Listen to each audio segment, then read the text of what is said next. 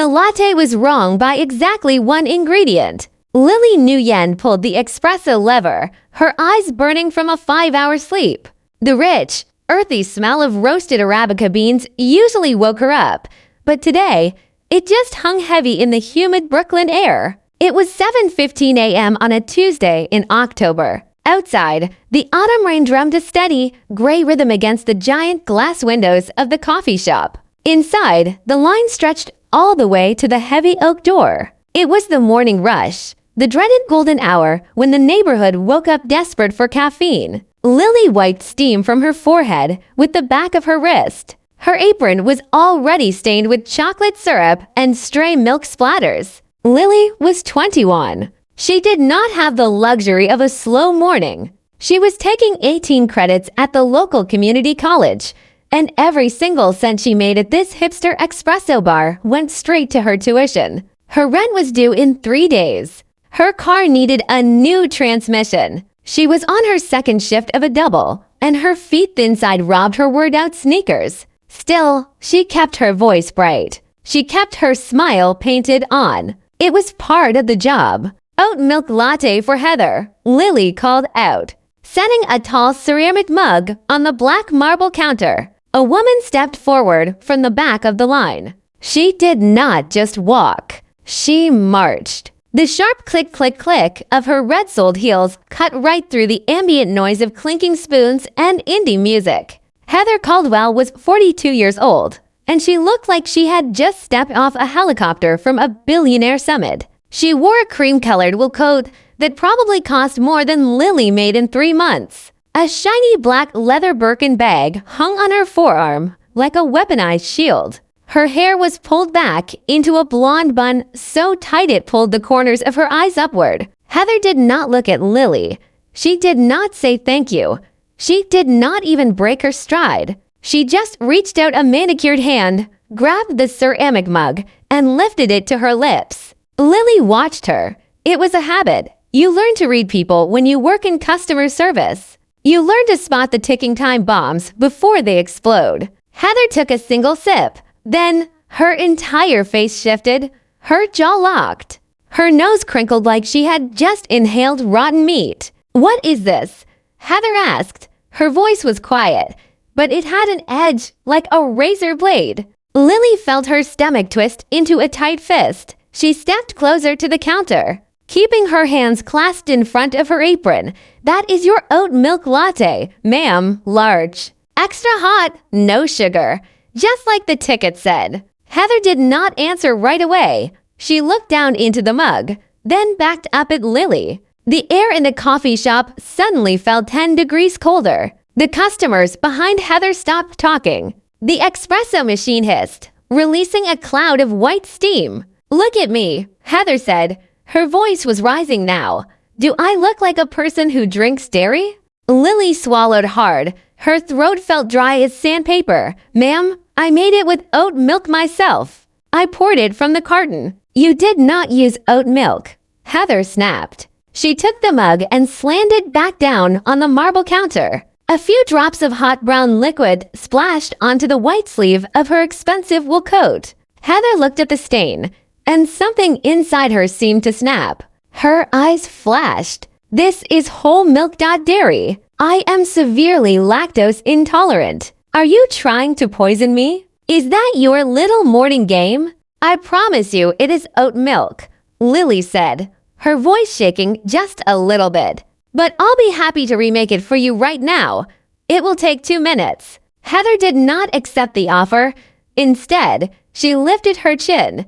She let out a short, bark-like laugh that did not reach her eyes. She looked at Lily the way a person looks at gum on the bottom of their shoes. "I do not have 2 minutes," Heather said. She tapped the face of her gold Cartier watch. "I have a board meeting in Manhattan in 35 minutes. Do you have any idea who I am? Do you know what I do for a living?" Lily opened her mouth to apologize again, but Heather cut her off. "I am a vice president at a global investment firm," Heather said, her voice booming so loud that people sitting in the back of the shop turned around. "I spend more money in this shop in a single month than you make in a whole year, and you cannot even get a simple coffee order. Right. It is pathetic. It is sheer incompetence. Lily gripped the edge of the counter. The metal dug into her palms. A hot flush spread across her neck and chest. She could feel the eyes of 30 strangers burning into her back. Nobody was stepping in. People just looked down at their phones or stared at their pastries, desperately trying to ignore the train wreck happening 5 feet away from them. I am very sorry for the confusion, Lily said, forcing her voice to stay calm and level. Let me just dump this out and make a fresh one with a brand new carton of oat milk. I will do it right now, and it will be completely free of charge. I do not want your free coffee. Heather spat. She leaned over the counter, getting so close that Lily could smell her expensive, floral perfume. I want you to do your job correctly the first time. Why is that so hard for your generation? You stand there with your tattoos and your piercings, expecting a participation trophy, and you cannot even read a label.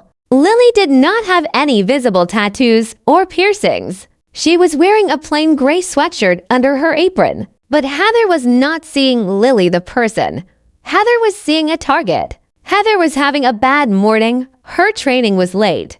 Her heels hurt. And she had decided to use a 21-year-old barista as her personal emotional punching bag. Behind Lily, the other barista, a 19-year-old kid named Toby, was frozen. He was holding a milk pitcher, his eyes wide, his hands shaking.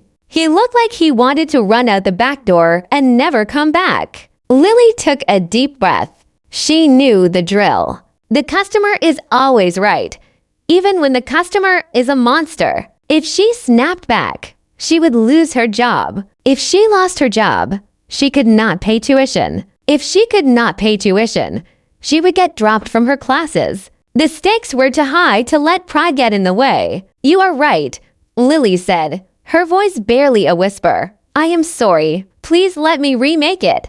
Heather let out a sharp sigh through her nose, like a bull preparing to charge. She did not step back. Instead, she raised her right hand and snapped her fingers. Right in Lily's face. Click, click, click. No more talking, Heather said. Get me your manager, right now. Lily felt her jaw tighten, teeth grounded together in the back of her mouth. The humiliation was heavy, sitting in her chest like a lead weight. My manager does not come in until 9 o'clock, ma'am. I am the shift lead. I can help you. Heather rolled her eyes so hard they almost disappeared into her skull. She gripped her Birkin bag tighter, pulling it against her hips like armor. Of course the manager is not here, Heather muttered, loud enough for the whole room to hear. Lazy. This whole place is a circus run by clowns. Heather looked at the line of customers behind her. Does anyone else find this acceptable? We pay $6 for a cup of coffee, and this is the service we get? Nobody answered. A man in a business suit suddenly became very interested in the nutritional facts on a bag of coffee beans. A college girl wearing giant headphones pulled them tighter over her ears. The silence in the shop was thick, suffocating. Heather turned back to Lily. Her face was flushed red, the skin around her eyes tight. Here is what is going to happen. You are going to give me your corporate number, and then you are going to refund my card for the past 2 weeks of purchases. Because if you cannot get it right today, you have not been getting it clearly before. I've been drinking dairy for 14 days because of your laziness, and I am going to make sure this company pays my medical bills. Lily felt the air leave her lungs. The sheer absurdity of the demand made her head spin. Refund 2 weeks of coffee because of a dispute over 1 cup. It was insane. Ma'am, I cannot refund previous transactions without a manager present and a receipt for each purchase. Lily explained, that is corporate policy. I can only refund today's order. Heather slammed her hands down on the black marble counter again. The sound echoed like a gunshot through the quiet cafe. Toby jumped, dropping his milk pitcher on the floor.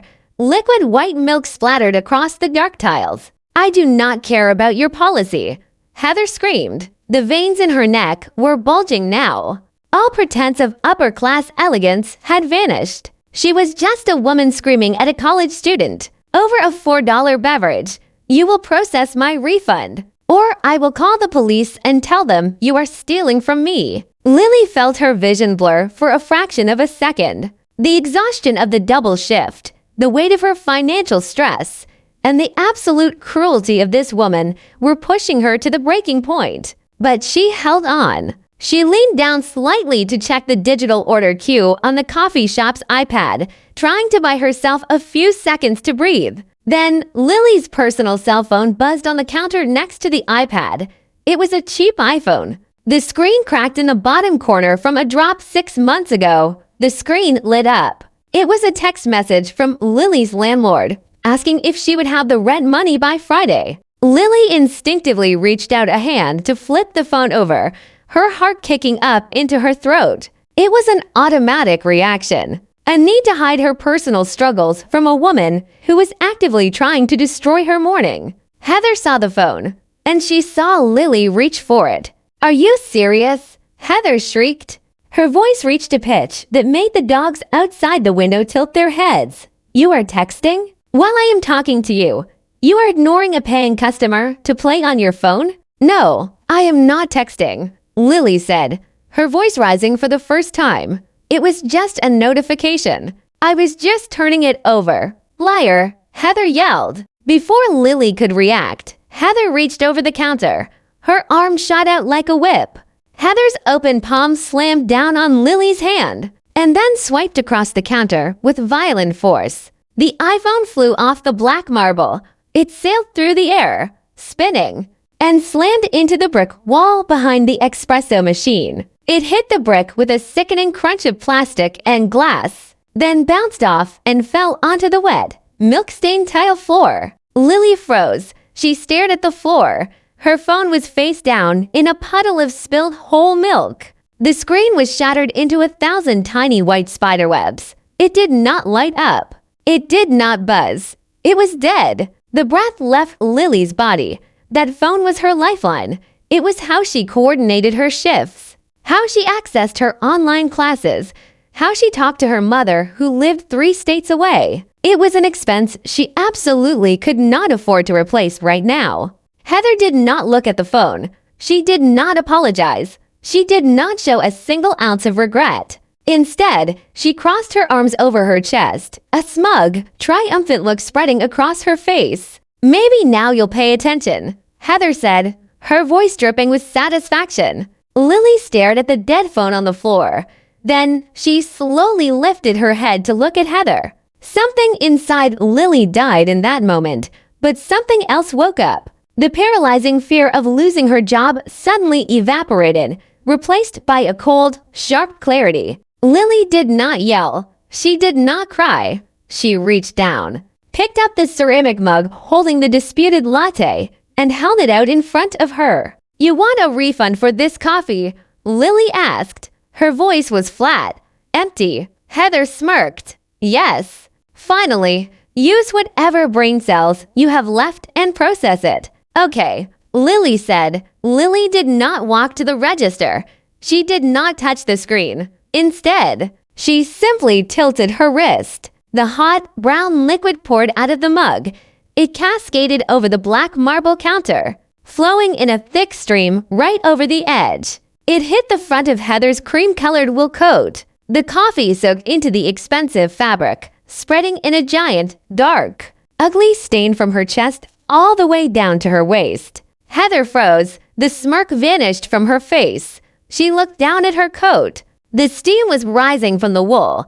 The coffee was warm, dripping onto her expensive leather shoes. "You," Heather whispered. The words seemed to choke her. "You little brat." Lily set the empty ceramic mug down on the counter with a gentle click. "Your coffee has been disposed of," Lily said, her eyes locked onto Heather's. "I am not processing a refund for a drink you just poured all over yourself. And you are going to pay for my phone." The coffee shop was dead silent. Toby had stopped breathing. The 30 people in line were frozen like statues. For 3 long seconds, Heather Caldwell just stared at her ruined coat. Then, a dark, ugly transformation took over her face. The skin around her temples began to throb. Her eyes widened, showing the whites all the way around the pupils. A low, guttural noise rumbled in her chest. She did not reach for her phone. She did not threaten a lawsuit. Heather reached out both hands, grabbed the heavy marble menu displayed on the counter, and violently shoved it forward. The heavy block of stones tipped over, crashing into the iPad. The iPad screen shattered instantly, the glass splintering into the air. "You think you can do this to me?" Heather screamed at the top of her lungs. Her voice was raw, tearing at the edges. "I will burn this entire place to the ground." Heather did not stop there. The rage had taken her over, blinding her to where she was, who was watching, and what she was doing. She was a master of the universe in a Manhattan boardroom, and she had just been challenged by a barista. In her mind, the world had flipped upside down, and she was going to use brute force to flip it back. Heather lunged forward, her upper body crossing over the counter. She reached out her hands, grabbing for the front of Lily's apron. Lily stumbled backwards, her feet slipping on the wet tiles. Her back hit the industrial refrigerator with a loud metallic thud. Her heart hammered wildly against her ribs, the metallic taste of adrenaline flooding her mouth. "Ma'am, step back," Lily yelled, her hands raised in defense. "Do not touch me." Heather could not reach Lily over the width of the counter, but that did not slow her down. Heather's eyes darted around, looking for something to use. Her manicured hands clamped onto a heavy, solid steel espresso tampered sitting on the rubber mat. It was a block of solid metal used to pressed coffee grounds, weighing over a pound. Heather lifted the heavy metal tampering into the air. "I am going to destroy you." Heather shrieked. She did not swing it at Lily. Instead, she turned her body and slammed the heavy blocks of steel down onto the sides of the espresso machine. Clang. The sound of metal on metal was deafening. Heather swung the tamper again. Clang. She hit the steam wand.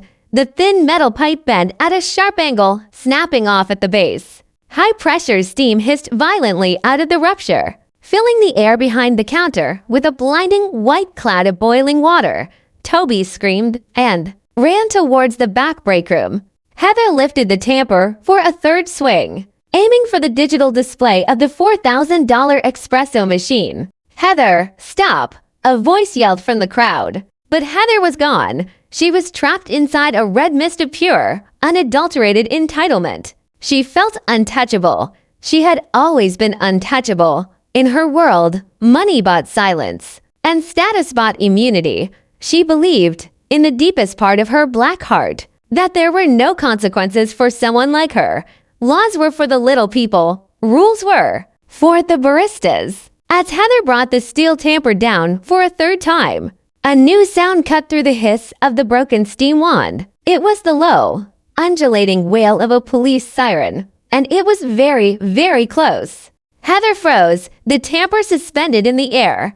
The white steam swirled round her expensive, ruined wool coat. She looked like a demon trapped in a cloud. The heavy oak front door of the coffee shop swung open with a violent bang. The cold morning rain blew into the warm room. A tall man stepped inside. He wore the dark blue uniform of the New York City Police Department. He was broad-shouldered, with a shaved head and a jawline like a concrete block. His eyes were dark, cold, and completely unimpressed. On his chest, a silver badge gleamed under the warm Edison bulbs of the cafe. Sergeant Marcus Torres did not look like the kind of man who negotiated. He looked like the kind of man who ended situations. The cafe went dead silent. The only sound was the steady hiss of the broken steam wand. Sergeant Torres didn't draw his gun. He didn't pull out his taser. He just stood by the door, his feet planted shoulder width apart, his thumbs resting on his duty belt. He surveyed the wreckage. He saw the shattered iPad. He saw the white steam. He saw Lily Nguyen pressed against the back wall, her face pale, her hands shaking. And he saw Heather Caldwell standing over the counter like a conqueror, a heavy piece of solid steel clutched in her hand. Sergeant Torres looked at Heather. He didn't blink. "Put the metal down," Torres said. His voice wasn't loud. He wasn't yelling, but the authority in his tone was absolute. It vibrated through the floorboards of the shop. Now, for a split second, Heather didn't move. Her chest heaved under her ruined cream coat. The pulse hammered visibly in her neck. She looked at the police officer, then down at the steel tamper in her hand. Then, she did something that made every customer in the shop gasp.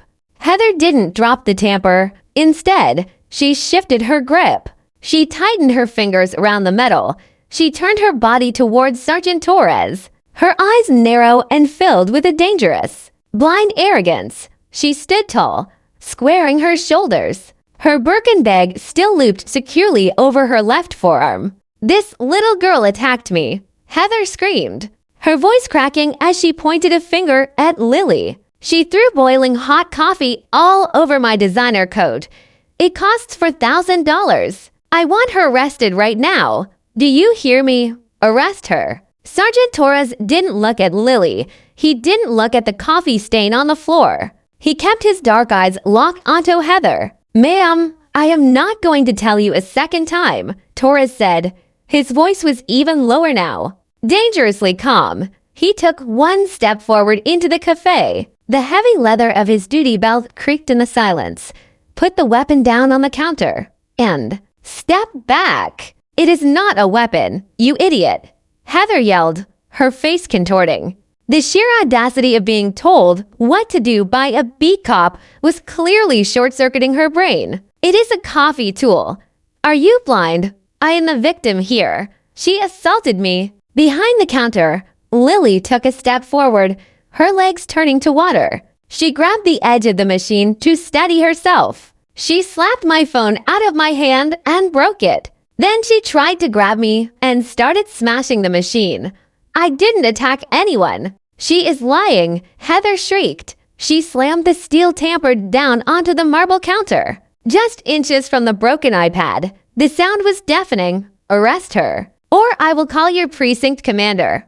I know the mayor. I will have your badge by lunchtime." Sergeant Torres let out a slow, deep breath through his nose. He didn't smile. If anything, his face became harder, the muscles in his jaw locking into place. This was the moment where most people would realize they had pushed too far. This was the exit ramp. This was the point where any sane person would set the metal down, put their hands up, and start talking about a misunderstanding. But Heather Caldwell did not believe in exit ramps. Heather Caldwell believed in crushing her opponents. "You think you can ignore me?" Heather hissed at Torres. She reached into her Birkin bag and pulled out her phone. An expensive, brand new iPhone 15 Pro Max. "I am calling my husband. He is a senior partner at one of the biggest corporate law firms in the city. You are in way over your head, officer. Way over your head." Heather held her phone up, her thumb flying across the glass screen. She didn't look at the officer. She treated him like an annoying fly. Sergeant Torres unclipped the retention strap on his taser. The soft click of the plastic was loud in the quiet room. "Ma'am, drop the phone and put your hands on the counter," Torres said. Heather didn't even look up.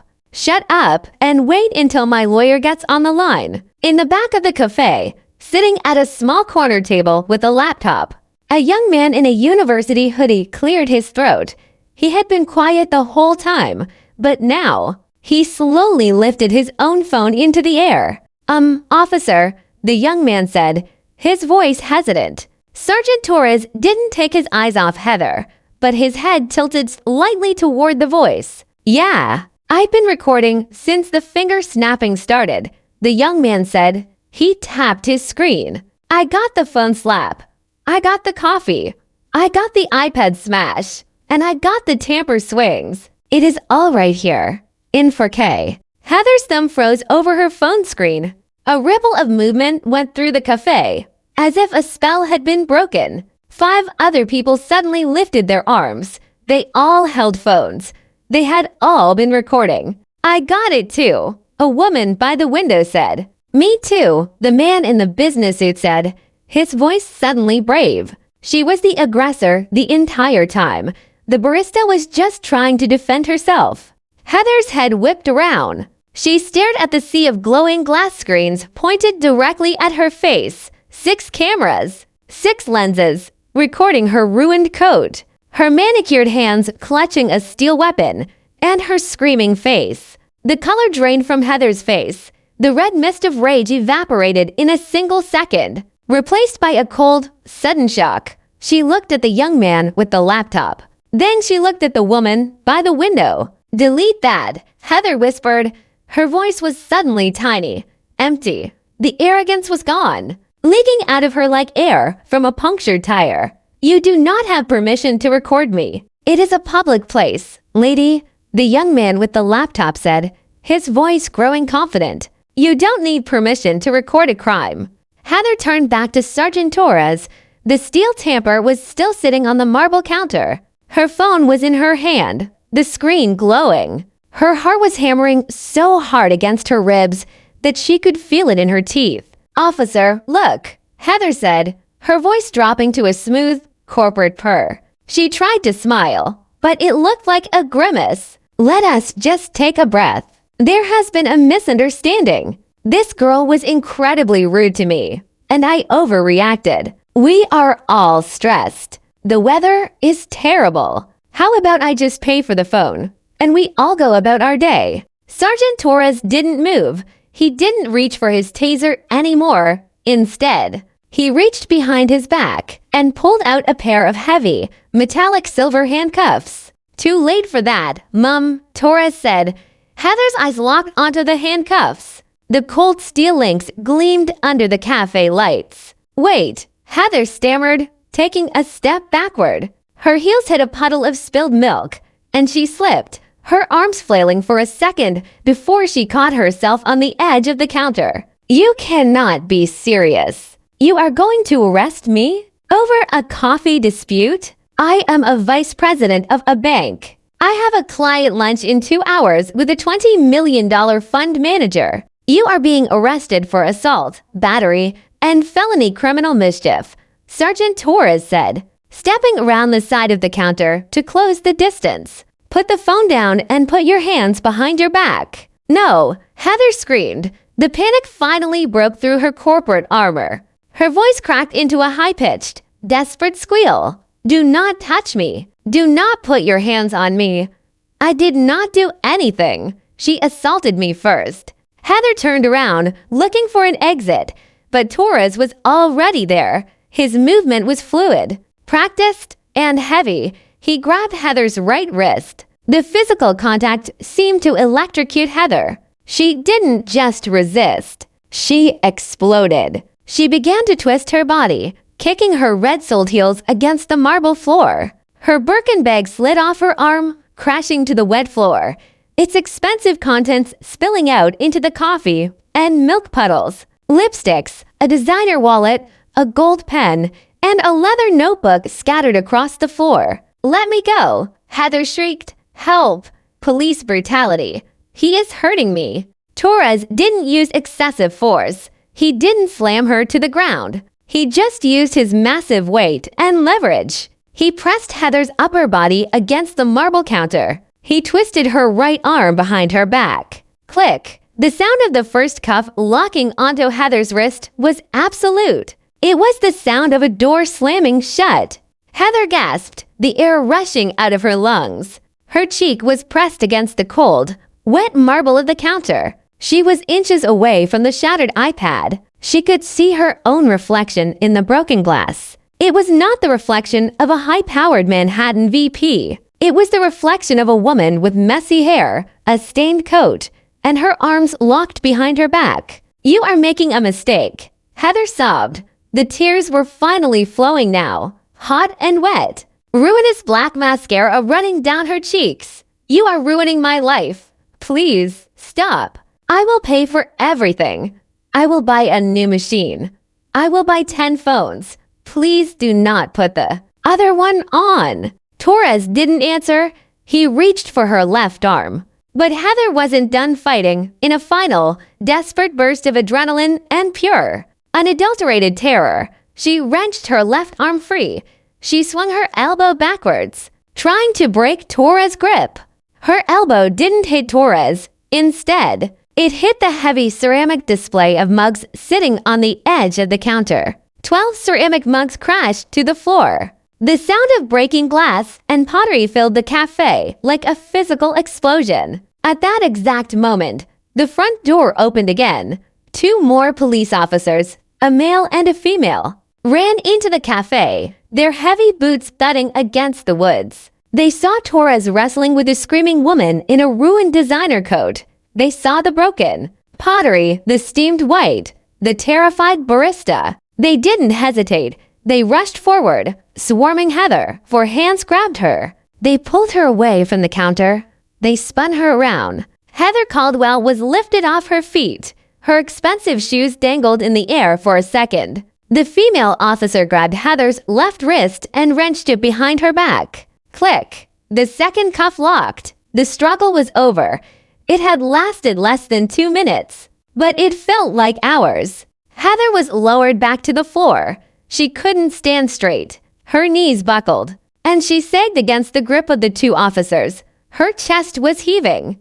Her blonde hair had fallen, completely out of its tight buns, hanging in damp, messy strands around her wet face. The black mascara had tracked all the way down to her jawline. Sergeant Torres stepped back. He adjusted his duty belt. He looked down at Heather Caldwell. "Heather Caldwell, you are under arrest," Torres said, pulling a small plastic card from his pocket. He didn't look angry. He looked like a man reading a grocery list. "You have the right to remain silent. Anything you say can and will be used against you in a court of law. You have the right to an attorney." Heather didn't listen to the words. She couldn't hear them over the roaring in her ears. The room was spinning. The faces of the 30 strangers were blurred. All she could see were the glowing phone screens. 6 of them, still recording, still capturing. Every single sob, every smear of black mascara, and the heavy steel chains binding her wrists behind her back. Lily Nguyen stood behind the counter, her hands resting on the cold, vibrating metal of the industrial refrigerator. She watched as the 2 backup officers began to march Heather toward the front door. As they passed the counter, Heather lifted her head. For a brief second, her eyes met Lily's. There was no pride left in Heather's eyes. There was no entitlement. There was only a cold, hollow vacuum of absolute, paralyzing fear. Heather opened her mouth to speak, but no words came out. The officers pushed her through the heavy oak door and out into the gray Brooklyn rain. The door closed. The bell above the door chimed a soft, cheerful ring. The cafe was suddenly, violently quiet. Lily stood there, her legs shaking so hard she had to grip the refrigerator to keep from falling to the floor. She looked at the wreckage of her workplace, the shattered iPad, the bent steam wand, the broken mugs, the white steam still hissing into the air. And then she looked down at the floor, right at her feet. Her cracked iPhone was still lying in the puddle of milk. She reached down, her fingers trembling, and picked it up. She wiped the wet milk off the screen with her apron. She pressed the power button. Nothing on the screen remained black. A heavy, suffocating sensation filled Lily's throat. A hot tear spilled over her eyelids and rolled down her cheek. She didn't have money for a new phone. She didn't know how she was going to tell her manager what happened to the store. She didn't know if she was going to get fired. The sheer, unfair weight of the world felt like it was crushing her chest. "Excuse me," a voice said. Lily wiped her eyes quickly and looked up. It was the young man in the university hoodie. He was standing at the counter, his laptop under his arm. He didn't look at Lily with pity. He looked at her with a quiet, fierce respect. "Here," the young man said. He slid a business card across the marble counter. Lily looked down at the card. It didn't belong to the young man. It was a thick, heavy cream card with embossed black lettering. Elena Rostova, senior partner, Rostova and Associates, civil litigation and personal injury. She was sitting in the corner booth, the young man said, pointing to an empty table near the back. "She had to leave for court, but she saw the whole thing. She told me to give you this. She said she wants to represent you, pro bono." Lily picked up the heavy business card. Her fingers brushed against the embossed letters. Pro bono? Lily whispered. It means free of charge. The young man smiled. She told me to tell you that what that woman did wasn't just a temper tantrum. It was a tort and a crime. And she said you are going to get a very, very nice new phone. And a lot more. Lily looked at the card, then looked out the glass window. Outside, through the rain, she could see the flashing red and blue lights of the police cruiser as it pulled away from the curb, carrying Heather Caldwell into the gray morning. Lily felt something warm spread behind her ribs. The tightness in her chest loosened. She gripped the business card tight, her thumb pressing against the heavy paper. She wasn't out of the woods yet. The store was a mess. Her phone was broken, and she still had to finish her shift. But for the first time in months, Lily Nguyen let out a breath, and she smiled. Heather Caldwell sat in the back of the police cruiser. The plastic seat was hard and cold against her thighs. Her wrists were locked tight behind her back, the steel biting into her skin every time the car bounced over a pothole. The car smelled of stale coffee, industrial cleaners, and fear. Heather pressed her face against the cold plexiglass divider separating her from Sergeant Torres. Her blonde hair was matted to her forehead. The ruined cream coat was heavy with wet coffee, smelling of sour milk. Officer, Heather whispered, her voice hoarse from screaming. Please, just let me make a phone call. I need to call my husband. He is Bradley Caldwell. He is a partner at Pearson and Hardman. He will clear this up. He will explain everything to you. Sergeant Torres didn't look back in the rearview mirror. He just kept his eyes on the road, his large hands resting effortlessly on the steering wheel. You'll get your call at processing, ma'am, Torres said. Processing. Heather choked on the word. A fresh wave of nausea rolled over her. You are taking me to a holding cell with actual criminals? You are an actual criminal, ma'am, Torres said, his voice flat. No emotion, no anger, just cold. Hard fact, you destroyed over $4,000 of commercial property. You slapped a civilian, and you attempted to swing a heavy metal object at a store clerk. In the eyes of the state of New York, you are currently a felony suspect. Heather leaned her head back against the plastic seat. She closed her eyes. The tears leaked out of the corners, cutting fresh tracks through the dried mascara. It will be fine, she told herself. Her heart was hammering a frantic, uneven rhythm. Brad will handle it. Brad is a high-priced corporate attorney. He knows the judges. He knows the system. He will make one phone call, and this will all go away. I will pay the coffee shop a few $1,000s. They will drop the charges, and I will be back in my office by this afternoon. It is just a minor bump in the road. Heather kept repeating that lying in her head. She gripped onto it like a life preserver in a dark ocean. What Heather didn't know was that the ocean was much deeper than she thought. She didn't know that the young man with the laptop had already uploaded his 4K video to X, the platform formerly known as Twitter. She didn't know that he had used the hashtag #CoffeeShopKaren. And she certainly didn't know that while she was sitting in the back of a police car, the video had already been viewed 300,000 times. By the time the cruiser pulled into the precinct parking lot, it would be at 1 million. The internet was waking up, and it was hungry. By the time they walked Heather Caldwell through the precinct doors, the rain had soaked the coffee smell out of her coat and replaced it with wet wool, cold metal, and the sour edge of panic. The lobby lights were too white, too flat. They stripped the world down to hard lines and ugly facts. A drunk guy in a Mets jacket snored on a bench by the wall. A teenager with a split lip sat next to his mother, staring at the floor. A woman in scrubs argued softly into a dead phone battery and then gave up. Heather stopped dead at the booking desk. I am not sitting in here with these people, she said. The officer behind the desk did not look up from his keyboard. Then you should have had a calmer breakfast. Heather's jaw locked so tight the muscle jumped near her ear. She turned to Sergeant Torres as if the room itself were beneath her notice. This has gone far enough, she said. My husband is an attorney. My firm has outside counsel on retainers. You can uncuff me now. Torres took the evidence bag from a patrol officer. Inside sat Heather's phone, her wallet, her watch, and the little gold pen that had spilled out of her bag onto the coffee shop floor. No, he said. That one word landed harder than any speech. Heather leaned closer. You are making a care-ending mistake. Torres set the evidence bag on the counter and finally looked at her. His face stayed still. No twitching, no flares, no interest in her title, her bag, or the way she said the word career like it was a weapon. Ma'am, your career stopped being my concern when you started smashing commercial equipment with a steel tamper. The booking officer lifted his eyes for the first time. Name, Heather and Caldwell. Date of birth.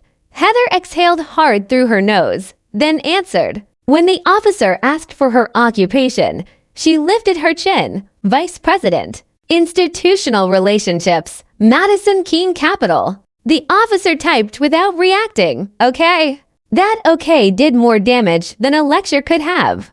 Heather's chest rose and fell under the ruined coat. She looked around the room like she expected someone to recognize her, to save her, to restore the natural order of things. Nobody did. A female officer guided her to the fingerprint station. Heather jerked her hand back. I know my rights. Great, the officer said.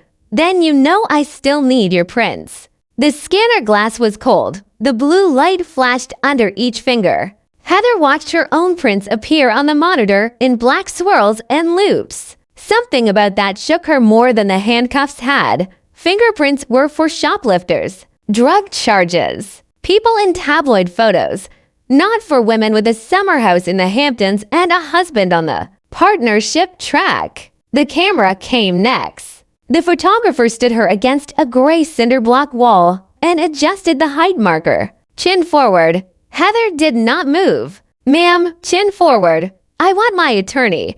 You can want him while I take the picture. The flash hit her square in the face. White burst across her vision. For a second, the world went blank. Then the room came back, harsher than before. She felt it then. Not sorrow. Not even fear. Not yet. Just the first cold crack in the shell. A clerk slid a form across the counter. Phone call after processing. Heather grabbed the pen with fingers that were no longer steady. I need that now. You get it after processing. This is outrageous. The clerk gave her a dry look. A lot of mornings end badly in this building. Ma'am, yours isn't special. Torres stood a few feet away, arms folded, while another officer logged the property damage report from the coffee shop to employees. 6 civilian witnesses, multiple video angles. Damaged point-of-sale tablets, damaged steam wand, damaged display mugs, 1 destroyed personal, cell phone, 1 customer area menus lab used in the sequence, estimated equipment loss climbing by the minute. Heather caught the words on the form and snapped her head towards him. Estimated, she said. You do not even know the value. The owner will update it, Torres said. It was one machine. It was one machine. A mounted tablet, a steam assembly, and a trail of other damages your lawyer can read about later. Heather's nostrils flared. This is a customer service dispute. Torres barked out a short laugh that held no amusement. No? A customer service dispute is a bad latte and a refund. What you did is what happens after a person decides the whole world owes her obedience. Heather stared at him. You can't prove intent. Torres stepped closer. You want to hear something useful? People throw around assaults and batteries like they're one thing. In a lot of states, assault is the threat or attempted hit. Battery is the actual unwanted contact. New York labels the criminal counts its own way, but the basic facts still matter. You threatened her. You made physical contact. You broke property. Then you picked up metal and kept swinging. That gives a prosecutor plenty to work with. Heather opened her mouth, but he kept going. And the damage number matters too.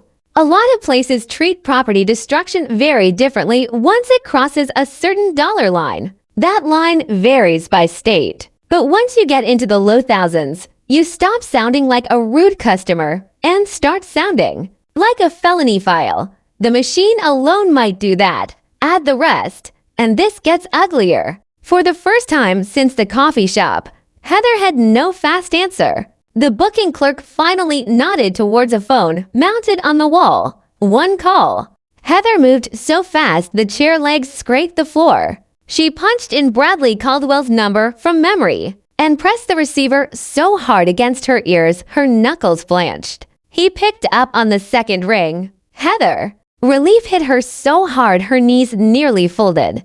Brad, thank God. I need you to come get me. Right now, there was a complete misunderstanding at this insane coffee place in Brooklyn, and the police are overreacting. The line stayed quiet for one beat too long. Then Brad said, I've seen the video. All the air seemed to leave the room. What video? Heather asked, though she already knew. The one where you scream at a barista, slap her phone across the room, dump half a cafe into a crime scene, and get cuffed in the doorway. His voice was clipped, flat, built from the kind of control that only shows up when someone is trying very hard not to explode. It is out of context. Heather said quickly, they used dairy. I told them I am lactose intolerant. She threw coffee on me. You threw the first hand. No, I did not. Heather, his voice dropped. Stop. I watched it 3 times before I answered. She gripped the receiver tighter. Then you know they provoked me. I know 6 people recorded you from 6 different angles. Brad, I need you here. I am not coming in person. The words hit like ice water down the spine. What? I am sending a criminal defense lawyer. I do not need some random defense lawyer. I need my husband. No, Brad said. You need someone who does arraignments before noon and doesn't have his name on the side of a midtown office building. Heather's throat closed up. You are embarrassed. I am managing damage. To your firm? To everything. She pressed her forehead against the painted cinder block next to the phone. The wall smelled faintly of bleach and old dust. Brad, please. He exhaled. She could hear keyboard clicks in the background, muffled voices, the distant ringing of another office phone. My phone started blowing up 20 minutes ago, he said. One partner sent the clip with no caption. Another sent it with your full name. Someone on the compliance side at your bank already called me because they know we're married.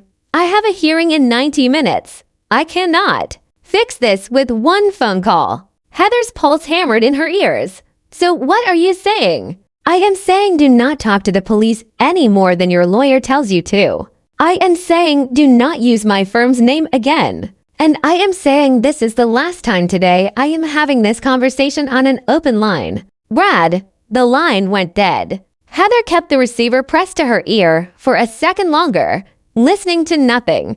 Then she slowly lowered it. Torres was still there. He did not ask how the call went. He did not need to. He had heard enough from 10 feet away. So had the booking clerk. So had the woman in scrubs. Heather lifted her chin again, but it no longer held the same force. My lawyer is coming, she said. Torres nodded. Good. Use that one. Back at the coffee shop, the morning rush had turned into a cleanup scene. The owner, Reza, arrived in 15 minutes and looked like a man who'd aged 5 years in the walk from the curb to the counter. The place smelled of burned espresso, hot metal, bleach, and sour milk. The bent steam wand still leaned at an ugly angle. Shards of ceramic crunched under work boots. The black marble counter wore a fan-shaped stain where the latte had spread. Lily stood near the hand-wash sink with an ice pack wrapped in a dish towel against the back of her right hand. The spot where Heather had slammed and swiped at her was swelling pink and red near the knuckles.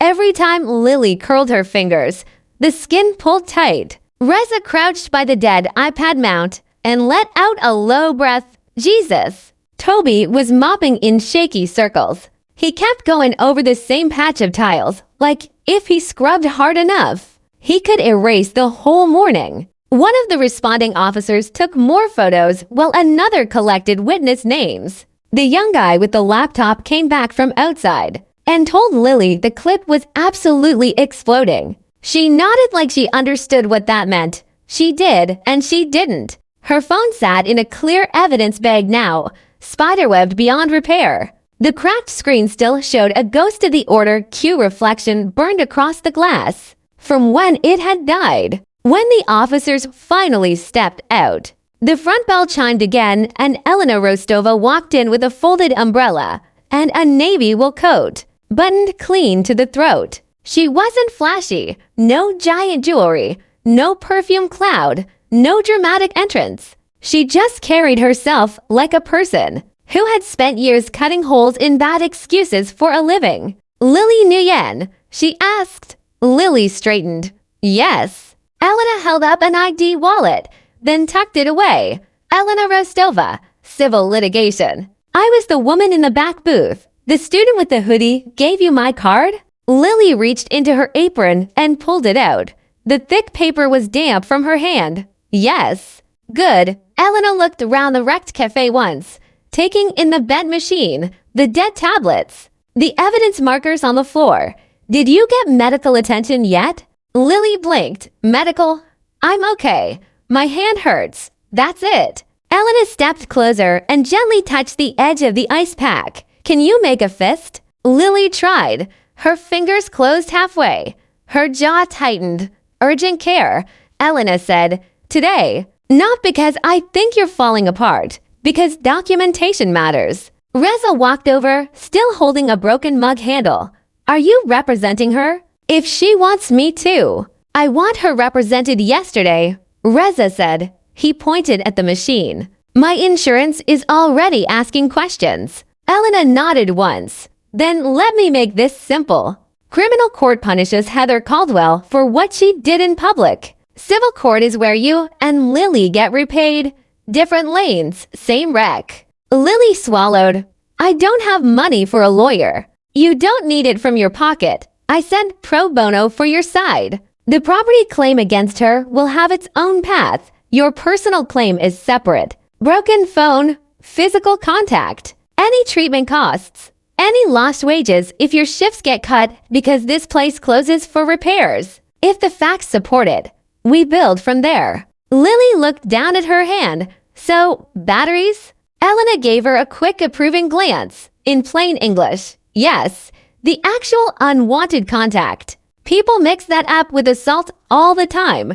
Criminal labels vary by state and by statute. In civil court, I care about what she did to your body, your property, and your ability to function after. The DAW handles punishment. I handle consequences with dollar signs attached. Toby stopped mopping just to listen. Elena pointed to the evidence bag with Lily's broken phone. Do not toss that. Do not repair it. Do not power it on if by some miracle it lights back up. Keep every receipt for the replacement. Same thing with school deadlines, missed classes, ride costs, if you have to borrow somebody's device to function. Build the paper trail before the other side starts pretending this was a minor inconvenience. Lily's mouth went dry. You really think she is going to pretend that after all this? Elena looked towards the front window, where two people were standing outside under umbrellas, both peering in with phones in hand. Absolutely, Elena said. People with money do not give up the word misunderstandings without a fight. By noon, #CafeShopperin had crossed state lines. The first version that exploded was the student video, the one that caught the finger snapping, the phone slapping, the coffee soaking, and the first to metal strikes. Then someone posted a second angle from the window seats. Then a third clip caught Heather screaming about knowing the mayor, while officers pinned her to the counter. By early afternoon, accounts that had never set foot in Brooklyn were stitching together slow-motion edits of the exact frame where her Birkin bag hit the floor and spilled open. Comment sections turned her into a meme before the lunch crowd had cleared in Midtown. A side-by-side image spreads fastest. On the left, Heather at the coffee shop, mouth open mid-scream. On the right, the booking photo that someone leaked before sunset. Same face, same coat, same eyes, different posture, different gravity. Madison King Capital learned about it the way a lot of companies learn bad news now. Not from a formal call, from a junior associate texting a managing director. Is this Heather from IR? Followed by a link. By 1:30, Heather's work email had been frozen. By 2:10, an HR vice president sent a short message to her personal account informing her she had been placed on immediate administrative leave pending internal review. It used polite language, careful language, corporate language, but the meaning was simple: stay away from the office. Do not touch your clients. Do not speak for the firm. Do not make us own what you did. Heather read that email from a holding room bench with a paper bracelet still tight on her wrist. Her criminal defense lawyer arrived at 2:40. He was not one of Brad's polished corporate killers. He was a borough courthouse specialist named Mitch Halpern with a rain-spotted suit, a messenger bag full of files, and the kind of tired eyes that came from years of watching people blow up their lives before breakfast. He sat across from Heather in the attorney interview room and set a legal pad on the metal table. "Before we start," he said, "stop telling everybody it was about the milk." Heather blinked at him. "It was about the milk." "No, it started there. It is about the video now." He slid his phone across the table. The screen showed a paused frame of Heather, arms raised, steel tampered in hand, steam clouds behind her like smoke. Heather stared at it. "This angle is misleading." Mitch tapped twice and opened a second clip, then a third, then a still shot from the store camera, time-stamped above the register. The room seemed to tilt. "That one too," she whispered. "Store surveillance. Better than the phone videos, actually." Heather pressed her fingertips to her temple. "What are they charging me with exactly?" Mitch folded his hands. "A mix. Property destruction, menacing conduct, physical contact. You need to understand something. The exact labels matter in court, and we will deal with those one by one. But the broader problem is this. The state can show escalating conduct. The state can show multiple witnesses. The state can show you had several chances to stop and did not." She looked up. "Can the shop drop it if I pay them? Not the criminal case. I can make them whole." He leaned back in the metal chair, which squealed under him. "That helps with restitution. It helps with negotiations. It does not erase a public incident with officers on scenes and videos all over the internet." Heather felt her pulse kick up again. "So what do I do?" "For the next 24 hours, shut up. For the next week, we see how hard the doll wants to push. After that, we talk about whether you want to fight the facts you cannot beat, or limit the damage you still can." It was not the rescue speech she had been waiting for. "What about my husband?" Mitch's eyes flicked up briefly. "What about him? He is a partner at a corporate firm." Mitch capped his pen. "This is not merger trouble. This is you on camera in a raging spiral with a metal object, different toolbox." She looked at the tabletop, stainless steel, scratched, cold, reflected light in dull streaks. Nothing in the room belonged to her world. That night, after processing, after arraignment scheduling, after a string of signatures she barely understood, Heather was released under conditions that still felt impossible against her skin. She rode home in the back of a car service arranged by Mitch because Brad had not offered to pick her up. The city moved past the tinted windows in wet blurs, bodegas, brake lights, steam from street grates. Every few seconds, her own face popped up again on somebody's phone at a red light, or on a newsstand monitor replaying viral Wall Street Karen arrested after coffee shop rampage. When the car stopped outside her building on the Upper West Side, the doorman opened the rear door and then froze for 1 second too long. That was all it took. He recognized her. Heather saw it happen in his eyes, the little widening, the quick darting to the side, the professional mask slamming back down a half second later. "Good evening, Mrs. Caldwell." His voice was smooth to smooth. She stepped out onto the wet curb and almost slipped. A pair of teenagers across the street lifted a phone. One nudged the other and laughed into his sleeve. Inside the lobby, polished marble reflected the chandelier light in creamy pools. Normally, that sight settled her. Tonight it made her stomach drop. Every surface looked like a stage. Brad was in the apartment when she opened the door. He stood in the living room without his jacket.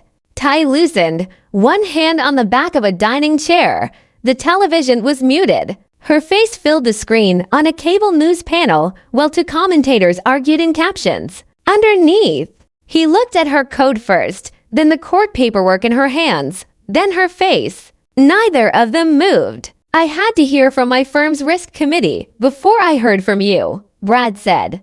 Heather shut the door with more care than she felt. I called you from the station. You called me after the entire internet had already done my introductions. Her throat tightened. Are you going to say anything useful? I am trying very hard to. She dropped her bag, or what was left of her dignity and paperwork, onto the foyer table. They are making this into something it is not. Brad gave a short, disbelieving laugh. You smashed a business apart on camera. I smashed one machine. You slapped a worker. You threatened a cop. You got hauled out in cuffs while strangers filmed you like a zoo exhibit. Heather's hands curled at her sides, nails pressed into her palms. You think I don't know how it looks? I think you still care more about how it looks than what you did. The words landed squared in her chest. She opened her mouth to fire back, but his phone buzzed on the dining table. He glanced at the screen and closed his eyes for a second before answering. Yes, he said. I understand. He listened, said little, just paced once toward the window, back toward the table, fingers pressed tight against the edge. When he hung up, he looked older. That was your bank's general counsel, he said. You are terminated effective immediately. Heather stared at him. No, the word came out almost soft. Yes, they cannot do that before anything is resolved. They can cut loose a vice president whose face is attached to a criminal viral incident before breakfast and a mugshot before dinner, especially in your line of work. Heather took 2 steps backwards until the backs of her knees hit the sofa. I bring in clients. You were client-facing, past tense. The room seemed suddenly short of air. She sat without meaning to. The fabric of the sofa felt rough under her palms. They cannot blacklist me over one day. Brad looked at her for a long moment. In finance, he said, people lose 7-figure trajectories over a bad compliance email. You think a public arrest helps? Tears stung her eyes, but she forced them back. Crying in front of Brad had never felt strategic. I need you to fix this, she said. His jaw flexed. I cannot fix being married to a headline. The words sat between them. Not screamed, not dramatic, just flat, tired, and deadly. Across Brooklyn, Lily sat in urgent care under fluorescent lights while a nurse wrapped her hands and asked her to rate the pain on a scale of 1 to 10. The waiting room smelled like rubbing alcohol, stale coffee, and rain-damp jackets. A little kid coughed into his mother's shoulder 3 seats down. Somebody's TV murmured weather alerts with the captions on. 4, Lily said. The nurse looked at her hand and raised an eyebrow. Try again. Lily flexed her fingers and winced. 6. That sounds more honest. Elena sat beside her with a legal pad on her knees. She did not crowd Lily. She did not do the fake soothing voice.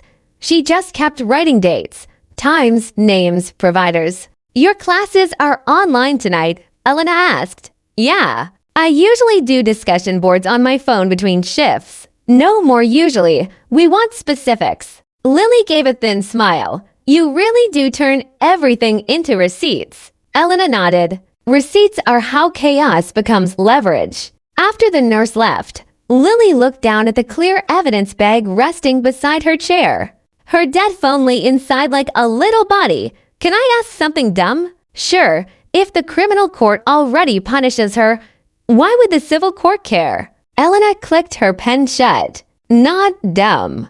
Different goals. Criminal court asks whether the state can prove she broke the law and what punishment fits. Civil court asks what damage she caused and what it takes to put money, treatment, or documented loss behind that damage. You don't need to wait for the criminal case to matter. And the burden is different. We are not chasing jail. We are chasing accountability that reaches your life. Lily stared at the bag. My life feels kind of small compared to hers. Elena's expression sharpened. That is exactly the kind of sentence people like Heather count on. She brought power into that coffee shop like it made her bulletproof. It didn't. She touched your hand. She destroyed your phone. She disrupted your work. If this mess costs you time, wages, grades, transportation, peace, we document it and we price it. Lily's breath came easier for the first time all day. The next 48 hours did not calm down. They accelerated. A gossip site dug up Heather's firm bio and posted side-by-side screenshots. Before Madison Keene scrubbed her page, a former college roommate sold us she was always like this quote to a tabloid for free, just to see it in print. A food influencer shot a video outside the coffee shop and ordered the Heather, which was just an oat milk latte with extra foam and zero patience. The internet did what it always does when a clean villain lands in frame. It flattened her into a symbol and then fed on the symbol. By the time Heather appeared in court, half the people in the hallway were not there for their own cases. They were there to see if she looked as wrecked in person as she did online.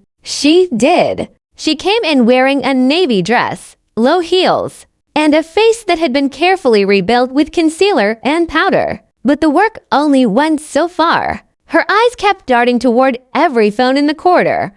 Her right hand would not stop smoothing the front of her skirt. Lily came too, with Elena beside her and Reza a few steps behind. Toby had wanted to come, but still started breathing too fast whenever anyone replayed the clip near him, so he stayed at the shop. Heather saw Lily and stiffened. Lily did not wave. She did not speak. She just stood there with a brace on her right hand and looked back. For the first time, Heather looked smaller. Inside the courtroom, the benches creaked, papers rustled, somebody coughed. The heating vents clicked overhead. Normal courthouse sounds, ordinary, which somehow made the whole thing more brutal. When Heather's case was called, Mitch rose and stood beside her. The prosecutor outlined the state's evidence in clip terms, multiple witness statements, commercial surveillance, public videos, physical damage estimates, arresting officer testimony, civilian injuries not catastrophic but documented, conduct escalating after clear commands to stop. Mitch argued for restraint, for context, for the absence of prior record. He used words like isolated lapse and public humiliation already suffered. He was doing his job.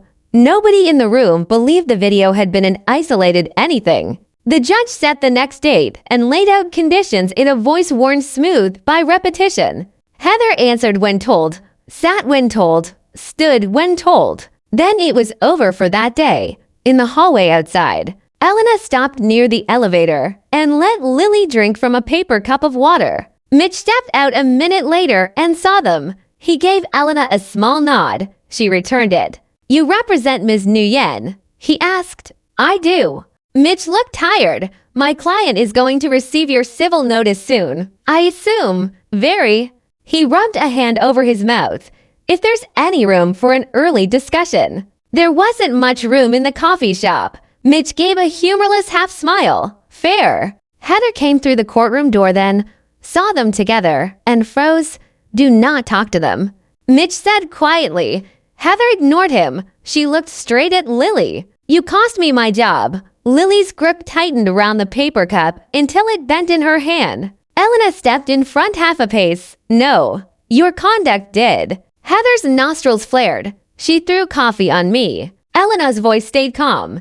And then you made every choice after that with an audience and a camera. Be grateful the cameras were accurate. Mitch touched Heather's elbow. We're leaving. Heather yanked her arm away, but she did leave. 3 days after the first hearing, Elena sent the civil demand. It was not theatrical. It did not need to be. It attached receipts for the phone, urgent care, follow-up care, transportation, missed working hours during temporary closure, and documented distress supported by treatment notes after Lily started having trouble sleeping and flinching every time a customer raised their voice. It preserved the right to sue for more if needed. It also put Heather and her counsel on notice that video preservation mattered, witness contact mattered, and any attempt to spin a false story would be met with 6 phones, 1 store camera, and an officer who looked very hard to rattle and impossible to charm. Rez's insurers moved on the property side. They paid part of the loss, then set their sights on Heather for what they could recover back. Commercial machines have invoices. Service calls have invoices. Closure time has numbers. Bad mornings become spreadsheets very quickly. A week later, Mitch called Elena first. Another week after that, Heather took the deal her lawyer had been steering her toward since day one. No trial fireworks, no miracle witnesses, no dramatic reveals, just a defendant cornered by math, video, and her own mouth. The police spared her from the risk of a worse outcome, but it did not save her from consequences. She accepted responsibility on the record for the property destruction, and the physical conduct tied to the incident. Restitution was locked in, fines followed, so did a short county sentence measured in months, not years, which felt merciful to everyone except Heather. At sentencing, the courtroom was quieter than before. Heather sat exactly as Lily would remember it later, back straight, chin up by force. Right hand smoothed her skirt again and again until the fabric no longer needed smoothing. When the judge began to speak, Heather blinked 3 times in fast succession. The judge did not shout. Judges rarely need to. He talked about escalation, about public safety, about the simple fact that adults do not get to turn service workers into targets because their mornings did not go their way. He noted the videos. He noted the clear chances to stop. He noted the damage amount, the physical contact, and the arrogance shown even after police arrived. Then he imposed the sentence. Money first, restitution for the shop, restitution tied to Lily's documented losses, court fines on top, then custody. Not long enough to turn into legend, long enough to stain, long enough to show up on every background check that mattered in her field. Long enough to make future employers in regulated finance decide they had safer options. The room stayed still after the final number landed. Heather did not cry right away. Her mouth just opened a fraction and closed again. Color drained from her face so fast it looked like somebody had pulled a plug. Mitch leaned in to speak to her. She did not seem to hear him. The clerk handed over paperwork. The bailiff shifted closer. Benches creaked as people stood. Lily felt her own lungs finally empty. Not in relief exactly. More like a knot loosening after being twisted for months. Elena touched her elbow lightly. Let's go. They stepped into the hallway just as Brad Caldwell came around the corner. He was carrying a slim leather folder. He did not kiss Heather, did not touch her shoulder, did not ask if she was all right. He handed Mitch the folder instead. Mitch opened it, scanned the first page, and looked up once. Heather saw his expression and understood before anyone spoke. "What is that?" she asked. Brad's voice was low, level. "The divorce filing." Heather stared at him. "You filed today?" she said. "I filed this morning." The courthouse hallway smelled like old paper, floor wax, and rain tracked in from the street. A television crew at the far end lifted their microphones when they noticed the faces turning. Heather's lips moved once before sound came out. "You're doing this here?" Brad looked at her for a long second. Then he said, "I can't be married to a meme." The words did not echo. They did not need to. They landed hard enough on their own. Heather's knees buckled just a little.